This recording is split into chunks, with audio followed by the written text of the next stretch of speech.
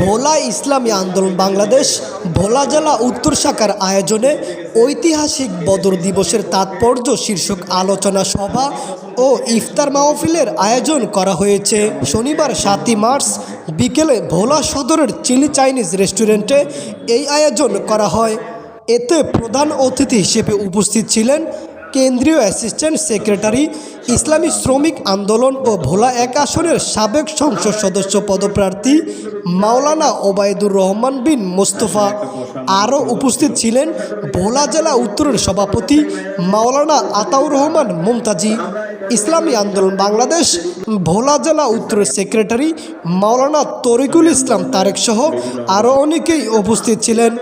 এ সময় তারা বলেন, পবিত্র মাহে রমজানের তাৎপর্য ও এর শিক্ষা ধারণ করে সমাজে মানবিকতা, সহমর্মিতা ও ভ্রাতৃত্ববোধ জাগ্রত করার আহ্বান করেন।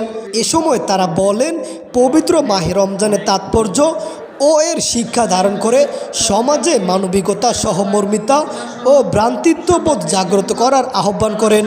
পবিত্র মাহে রমজানের সিয়াম সাধনা থেকে শিক্ষা নিয়ে ব্যক্তিগত, পারিবারিক, সামাজিক ও রাষ্ট্রীয় পর্যায়ে জীবন গঠনে ইসলামী আন্দোলনের ছায়াতলে সমবেত হওয়ার জন্য সকলকে বিশেষভাবে আহ্বান জানান। অনুষ্ঠান শেষে দেশ ও মুসলিম জাতির মঙ্গল কামনায় দোয়া ও মোনাজাত পরিচালনা করা হয়। পেয়ার ইসলাম নুরুদ্দিন, ক্লিক ভোলা।